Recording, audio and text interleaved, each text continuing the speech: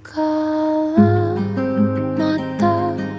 telah menghunuskan arti pulang jadi hal yang berarti, dan ku